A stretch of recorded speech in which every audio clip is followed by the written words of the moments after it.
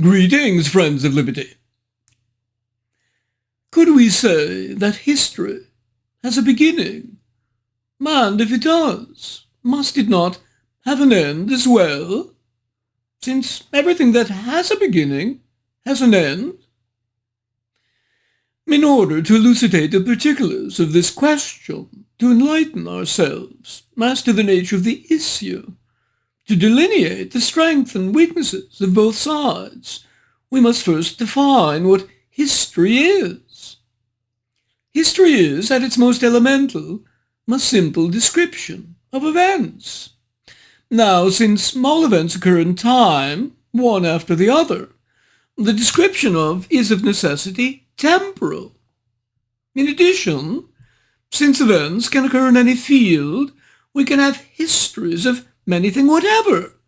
A history of Henry VIII's wives, a history of the fattest European sovereigns, more a history of fishing on the Thames.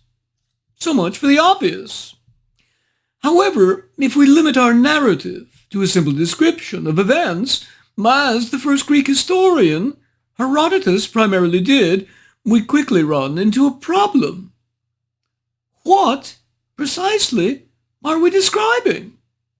So, for example, we can describe the enormous rise in English prices, from 200 to 400% for food and many other items, from 1544 to 1561. But, we might ask, why did prices rise? Was it perhaps an indirect result of the great influx of Spanish silver and gold coming from the New World into Europe and then later England? Well, it would be a good guess, but wrong.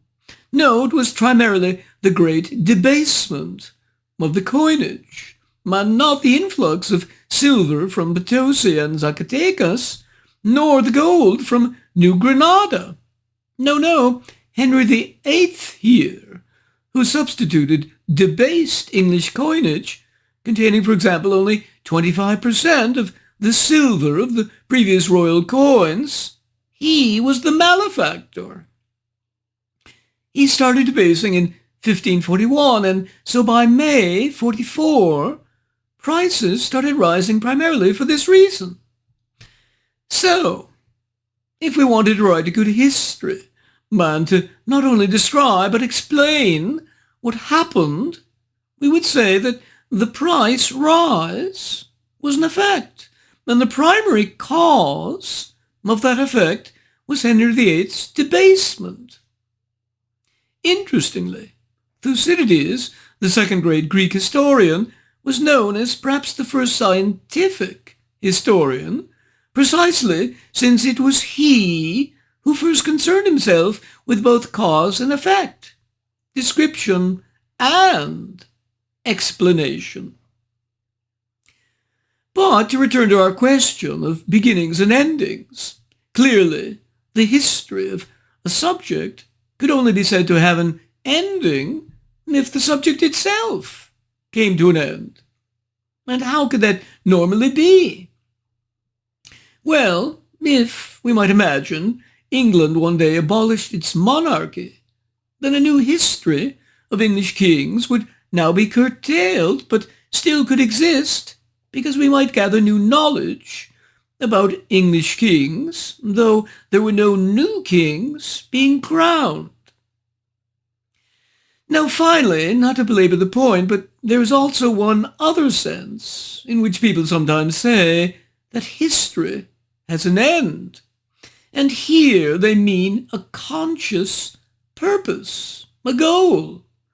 That is, there is some divine supernatural meaning to be seen in it, some godly intent.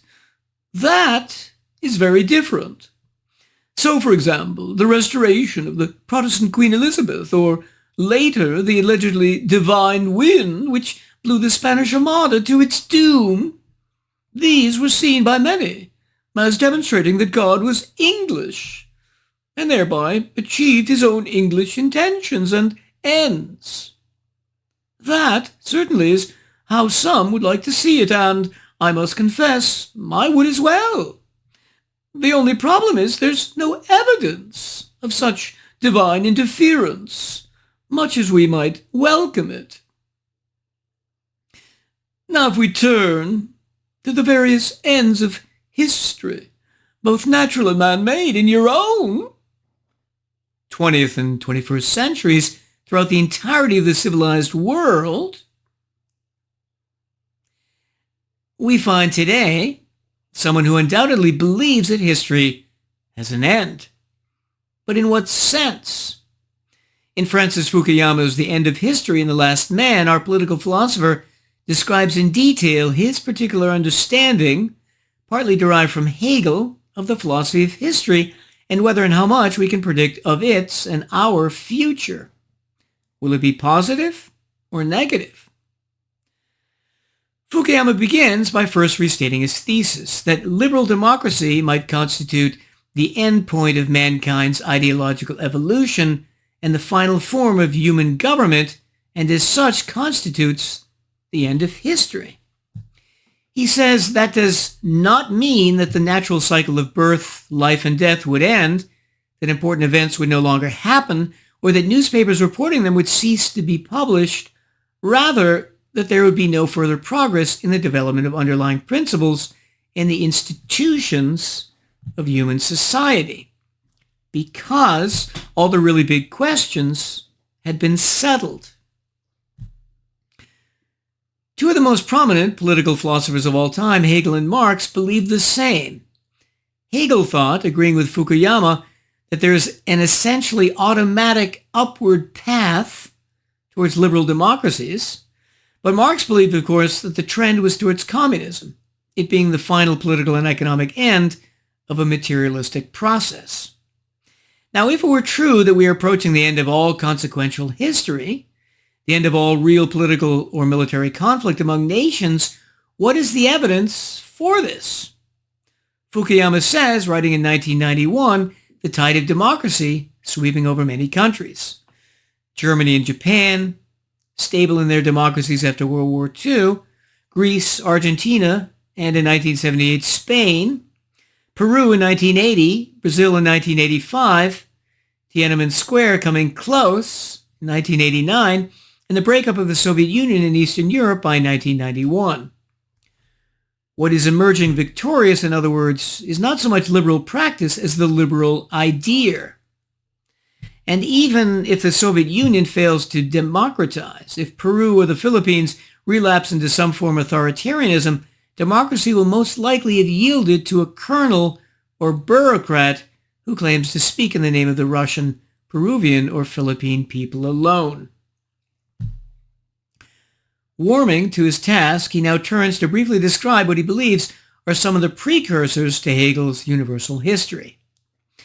A, various Christian works which first introduced the concept of the equality of all men in the sight of God and thereby conceived of a shared destiny for all the peoples of the world.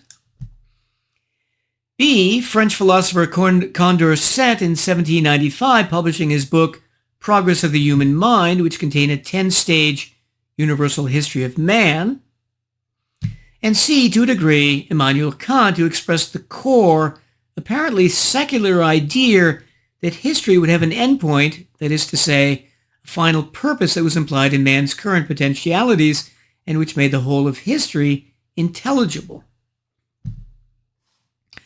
After these thinkers came Hegel, with Fukuyama adopting so much that he identifies as a neo-Hegelian, saying, "We owe to Hegel the most fundamental aspects of our present-day consciousness." What precisely does Hegel believe? First, that the progress of history is demonstrated by the growth of the awareness of freedom in civilizations. Secondly, that there is such a thing as human nature, even believing that there is no such thing, as human nature, even believing that man can create not just his own unique character, but also his own nature. Thus, Hegel would deny much of evolutionary biology. Thirdly, Hegel believes that while the growth of human knowledge is infinite, the growth of rationality is limited. And when this limit is reached, we reach the end of history. Hegel specifically believed that at a certain point in the French Revolution, the Battle of Jena in 1806, this limit in the end of history occurred because, since the principles of freedom were finally discovered by the French Revolution and started to be implemented in civilization. At this point, being a neo-Hegelian, Fukuyama starts adding his own elements, science and the knowledge derived thereof, to drive history ever forward, he believing that increases in scientific knowledge are often expressed or motivated through either military competition between countries or economic developments amongst them. An example of military competition was when Japan responded to Perry's threatened bombardment of Tokyo Bay in 1853 by embarking on its own sustained acquisition of science and military technology. An example of economic development and competition was the Industrial Revolution. Fukuyama believes the method of modern science is so rooted in our civilizational DNA that it is very doubtful whether it can be ever forgotten or uninvented under conditions other than the physical annihilation of the human race. Having delineated what he regards as these automatic drivers of material and economic progress, the progress that increased technology and industrialization bring, Fukuyama next questions whether these two factors in themselves will lead to liberal democracies, the politically desirable endpoint of history. He thinks additional factors are necessary. Among the most important mainstays, the human desire for status, prestige, or recognition, accomplished, as Hegel claimed, by warriors fighting. In other words, by risking their lives in battle and then getting recognized for their battlefield exploits. Why in particular should this drive history forward? Because Hegel believed what constitutes man's identity, the most fundamental and uniquely human characteristic, is man's ability to risk his own life. Fukuyama claims that the Greeks had a precise word for this called thymos, and that this thymotic urge has existed in human beings from time immemorial. Having agreed with Hegel that this desire, thymos, is a fundamental motor driving all human history, Fukuyama now turns on the natural rights tradition of Hobbes and Locke. He claims that Hegel is superior to Locke in that Hegel's first man desires not material possessions, but another desire, the recognition by others of his freedom and humanity, and in pursuit of recognition shows himself to be indifferent to the things of this world, beginning with private property and ending with his own life. This apparently makes Hegel's first man morally superior. Fukuyama concludes, trying to complete his neo-Hegelian framework by arguing, for example, that A, the desire for recognition is also the psychological seat of two extremely powerful passions, religion and nationalism, so admitting that thymos is not always good. B, arguing that megalothymia, in other words, having an excess of thymos, is a bad thing. C, by arguing at length that the Realpolitik of a Kissinger or Machiavelli, or modern-day John Mearsheimer, Stephen Miller, or Donald Trump, is in many instances actually neither realistic nor idealistic in a good sense. D, relatedly, pointing out the important fact that there are very few instances of liberal democracies going to war with each other. And E, whether, as Hegel argued, history is positively unidirectional. In other words, always getting better. Let's turn now to evaluating the book. I would give it a C+ because while it's perfect for a university or college setting, with Fukuyama discussing many interesting foundational issues, he also makes mistake after mistake. Number one, the biggest question is history unidirectional in a positive sense? In other words, is the upward progress of civilization going to continue forever, albeit maybe with some minor setbacks at times? This is extremely hard to answer. On the one hand, if we make a GDP per capita trend line from the Stone Age to now, That trend line is definitely going upwards. But as all stock market analysts know, future events can radically change your trend line. So if we were to have a nuclear holocaust tomorrow, as black swan theorists like Nassim Taleb speculate, that trend line would become almost flat instantaneously. So being able to predict the trend line really requires knowing the probability that very rare, very bad events might happen to humanity. If we listen to Steven Pinker in his Better Angels of Our Nature, he argues that the chances are constantly decreasing and low anyway. But Nassim Taleb doesn't share Pinker's optimism, partly because he believes these events happen so rarely that predicting the likelihood of their occurrence is almost impossible. Is he right? I don't know, but I tend to be skeptical. One point to highlight is that continued human advancement requires more and more knowledge. And not just scientific knowledge, as Fukuyama claims, but all philosophic and artistic as well. And that requires the consistent protection of property rights, which Fukuyama doesn't see. But if citizens recognize that process, and as a result protect the general freedoms they have, then general knowledge and human well-being will keep increasing. In addition, new knowledge creates new products which need new types of property rights protections, sometimes revolutionary protections. Will the courts and legal theorists consistently recognize those? It depends on how rights respecting that society is. Number 2, thymos, the desire for recognition. The problem with Fukuyama's employment of this concept is that the desire for recognition is just one among many that human beings feel. So on the one hand, it's true that people like to be recognized for what they've done, and as psychologist Nathaniel Branden argued, the mirroring of one person to another is highly important in romantic love and friendship and social life in general. But to make this desire into the central concept explaining all of history is a mistake. It's only one of many motivations. So, for example, why did Genghis Khan kill tens of millions and conquer much of the known world? Because, in his own words, the greatest happiness is to vanquish your enemies, to chase them before you, to rob them of their wealth, to see those dear to them bathed in tears, to clasp to your bosom their wives and daughters. Was Genghis exceptional, Francis, in not expressing a desire for recognition? How about Jeffrey Epstein? Did he commit his crimes to get recognition? Or if we look, for example, on the positive side to Jeff Bezos starting Amazon, or Richard Branson creating the Virgin Record Group, did they do it to just get recognition? Wasn't business achievement and the desire to create great companies their primary goal? So when Fukuyama says much of what is commonly interpreted as economic motivation dissolves into a kind of thymotic desire for recognition, that's utterly absurd.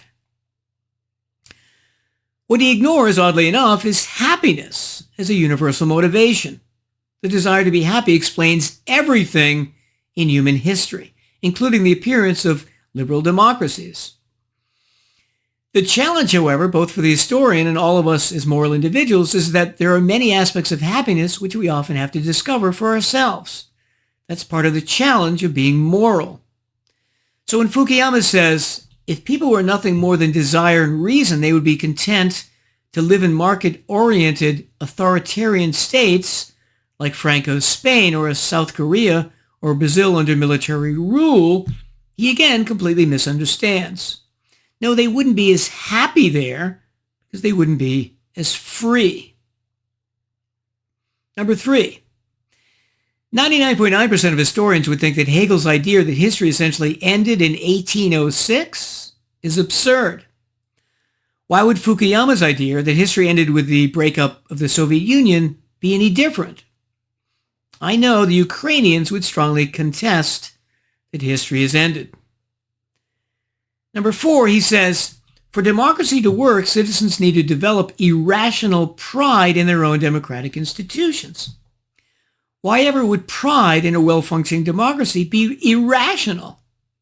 This is what reading too much Hegel will do to you. Number 5, he says, The genocides perpetrated by the totalitarian regimes of Hitler's Germany and Stalin's Russia were without precedent in human history and in many respects were made possible by modernity itself. That's true, but he ironically ignores the positive, that these were not by far as cataclysmic, percentage-wise, as Genghis Khan's Mongols killing 40 million people when there were only 360 million people on Earth. In other words, he killed 1/9 of all humanity. Number 6, Fukuyama claims that when slavery existed, the recognition enjoyed by the master was deficient because he was not recognized by other masters, but by slaves whose humanity was as yet incomplete.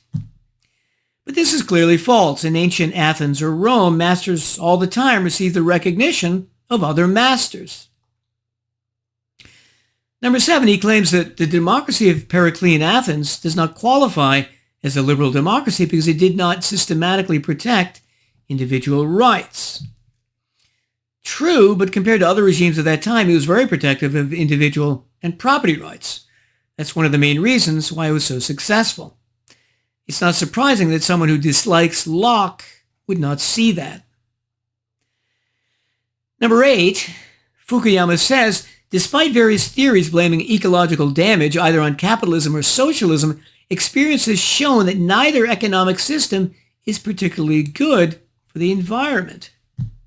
Clearly false again. Capitalism is much better for the environment. All we have to do is look at how the Soviet Union and Mao treated their respective environments and how the modern CCP has poisoned much of the Chinese countryside. This, while the United States started the conservation movement. Number 9, Fukuyama, as mentioned previously, dislikes the bourgeois, saying the bourgeois is primarily occupied with his own material well-being and is neither publicly spirited nor virtuous nor dedicated to the larger community around him or her. In short, the bourgeoisie is selfish. This is absurd, as any history of Western philanthropy shows. Warren Buffett, for example, started from the middle class, and Bill Gates from the upper middle class. And they turned out to be the greatest philanthropists in world history. Selfish? Your prejudice is not pretty, Mr. Fukuyama. Number 10, he says, to an American schooled in the thought of Hobbes, Locke, Jefferson, and the American founding fathers, Hegel's honoring of the aristocratic master who risks his life in a prestige battle must sound very Teutonic and perverse. It does sound that way, because it is that way. Number 11, Fukuyama claims the slave recovers his humanity, the humanity he lost on account of the fear of violent death, he implies by not engaging in prestige fighting through work. First, in ancient times, one reason so many people were enslaved was precisely because they had engaged in warfare with other tribes or groups or states and lost that war and become enslaved as a result. Secondly, working as a slave was brutal, sometimes deadly work, and often resulted in a loss of humanity. Were black slaves in the American South ennobled by their forced picking of cotton, Francis? Number 12, Fukuyama claims that the most successful capitalist societies have risen to the top because they happen to have a fundamentally irrational and pre-modern work ethic. No, there's nothing irrational about wanting to work hard. Number 13, he has at times a relative concept of self-esteem, saying a civilization devoid of anyone who wanted to be recognized as better than others and which did not affirm in some way the essential health and goodness of such a desire would have little art or literature, music, or intellectual life. Wanting to create art or literature has no connection necessarily with wanting to be better than other artists or writers, but instead just wanting to be as good an artist as you can be. And that is the end of our review of the end of history. Happy for my part that history appears to be continuing on its very merry way with no signs of stopping. I bid you well and remain the Scarlet Pimpernel.